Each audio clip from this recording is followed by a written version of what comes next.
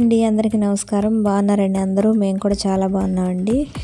మధ్యాహ్నం అండి ఇది తీసిన వీడియో. ఇంక ఇదైతే వంకాయలు కోయటానికి అయితే వచ్చానండి. వంకాయలు అయితే ఏం లేవు అసలు. ఇక్కడ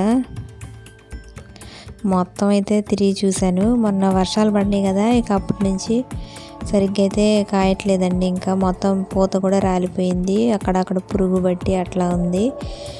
కొన్ని అయితే దొరికినాయి, ఒక పావు కేజీ అవుతాయండి. అంతవరకైతే కోసేసాను నేను.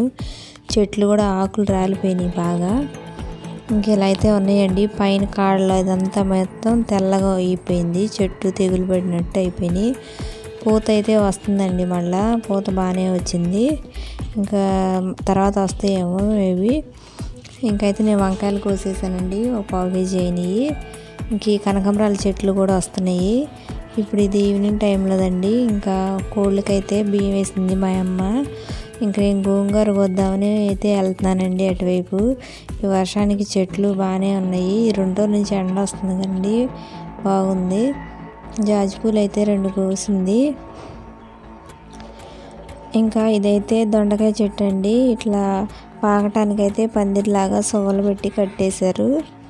ఇంక పైకి అయితే పాకిద్దండి. ఇటు గోంగూర కోయడానికి అయితే వచ్చాము, మా ఫ్రెండ్ వచ్చిందండి. ఇంకా గోంగూర అయితే కోస్తుంది. వర్షం పడింది కదా మొన్నటిదాకా, ఇంకా పీకితే కొద్దిగా మెత్తగానే వస్తున్నాయండి, కొన్ని ఏమో గట్టిగా ఉన్నాయి. ఇంకైతే పీకేస్తుంది గోంగూర. బాగుందండి, ఫ్రెష్గా అయితే ఉంది. మందులు అట్లా ఏమి వేయట్లేదండి. ఇంకా వానలకు బాగానే వచ్చింది. బాగా ఎత్తు పెరిగిన వాటికైతే పీకేసాము. ఎందుకంటే ఎవరు కొనరు కదా. ఇది చూడడానికి ముదిరినట్టు అనిపిస్తుంది కానీ టేస్ట్ బాగుందండి, బాగానే ఉడుకుతుంది. ఇంక ఇదైతే ఉంచామంతే, మిగతాది పీకామండి. మొన్నటి వీడియోలో చూపించా కదా నేను. ఇంకా బెండకాయలు కూడా ఈ ఒక వైపు అయితే ఉంచిందండి, ఒక సాలు లాగా. ఇవి అయితే కొంచెం లేటుగా పెట్టిన చెట్లు కదా, అక్కడక్కడ వస్తాయని ఉంచింది. నెక్స్ట్ డే మార్నింగ్ అండి, అందరికీ గుడ్ మార్నింగ్. ఇంకా ఎండకైతే బాగా వస్తుందండి, ఎండకి మొహం వేసినట్టుంది. ఇప్పుడైతే కొంచెం ప్రశాంతంగా ఉంది, వర్షాలు తగ్గి ఎండ వస్తుంటే. ఇంకా మార్నింగ్ అయితే రైస్ అయితే అయిపోతుందండి. రైస్ పెట్టాను, పప్పు వండుతున్నానండి ఈరోజు. పప్పు వండి కూడా నేను చాలా రోజులు అవుతుంది, ఇంకా చాలా రోజులు అవుతుంది అని చెప్పి పప్పు అయితే కడిగి పొయ్యిని పెట్టేశాను. అందులోకి బెండకాయలు ఇంకా వంకాయలు ఇవన్నీ అయితే వేద్దాం అనుకుంటున్నానండి. ఉల్లిపాయలు పప్పు చారు చేస్తున్నాను. ఇవి వేస్తే బాగుంటాయండి, టేస్ట్ బాగుండిద్ది కదా. ఇంకా 4 బెండకాయలను వంకాయలు కూడా ఒక 4 వేసానండి. 4 వేయలేదులే, 2-3 వేసాను. ఇంకా కొద్దిగా చింతపండు కూడా నానబెట్టి ఉంచానండి. పప్పులో బాగా ఉడకటానికి కొద్దిగా ఆయిల్ వేసానండి. ఒక పావు గంట 20 నిమిషాలు అట్ట ఉడికిద్ది. కొద్దిగా అయితే తగినంత నేను సాల్ట్ వేసాను. ఇప్పుడు 2 స్పూన్లు అయితే పసుపు వేస్తున్నాను. ఇది కందుల పప్పు కాబట్టి కొద్దిగా పసుపు ఎక్కువ వేస్తున్నానండి, లేకపోతే బాగోదు కదా. ఇంకైతే పిల్లలు వెళ్ళే టయానికైతే ఇంకా పప్పు అవ్వలేదండి. సప్పిడి పప్పు లాగైతే చేశాను. ఇంకా పిల్లలు తింటున్నారు చట్నీ అని ఆ పప్పు వేసుకొని. ఇంకైతే తాలింపు కోసం అయితే ఒక ప్యాన్ పెట్టి అందులో కొద్దిగా ఆయిల్ తాలింపు గింజలు వేసానండి. ఇంక ఇవైతే ఎండుమిరపకాయలు కూడా కొన్ని వేసాను. కట్ చేసి పెట్టుకున్న బెండకాయలు, ఉల్లిపాయలను ఇంకా వంకాయలు కూడా వేసేసానండి, ఈ ముక్కలన్నీ. ఈలోపు పప్పు కూడా రుబ్బి పక్కన పెట్టాను. ఇలా మెత్తగా అయితే ఉడికిందండి. పిల్లలైతే ఇదే తిని వెళ్ళారు. ఇంక ఇప్పుడైతే నేను తాలింపు వేస్తున్నాను.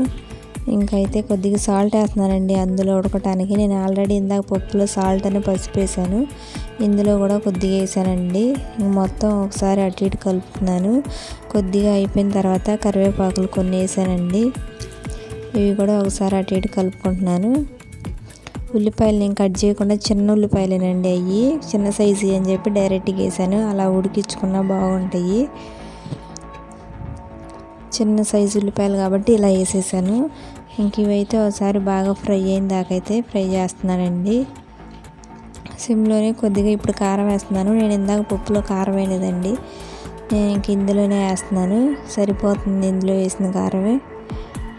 ఒకసారి అయితే బాగా అయితే ఉడికించుకుంటున్నానండి సిమ్లో పెట్టి. ఉల్లిపాయలు అదిగోండి, నేను ఇంకా అట్లా వేసేసాను కట్ చేయకుండా. ఇంకే కాకాయే బాగుండిద్దండి ఉల్లిపాయలు వేస్తే. ఇంకైతే తాలింపు కొద్దిగా అయిపోయినాక పప్పు రుబ్బుకొని పెట్టుకున్న పప్పు అయితే అందులో వేసేస్తున్నానండి. చింతపండు రసం కూడా కలిపేసాను ఇందాక పప్పులోనే. ఇది మొత్తం అయితే కొద్దిసేపు తెరిలిన దాకా అయితే ఉంచుకోవాలి. కొద్దిగా అటు ఇటు తిప్పుతున్నానండి. ఉప్పు కొద్దిగా తక్కువైంది, కొద్దిగా వేసానండి నేను మళ్ళా. అంతేనండి, పప్పుచారు అయితే రెడీ అయిపోయింది. పచ్చిమిరపకాయలు వేయలేదండి, ఎండుమిరపకాయలు వేస్తున్నా కదా అని. పప్పుచారు అయితే రెడీ. వీడియో నచ్చితే లైక్ చేయండి. కొద్దిగా తెరిలిన దాకా ఉంచితే అయిపోతుంది.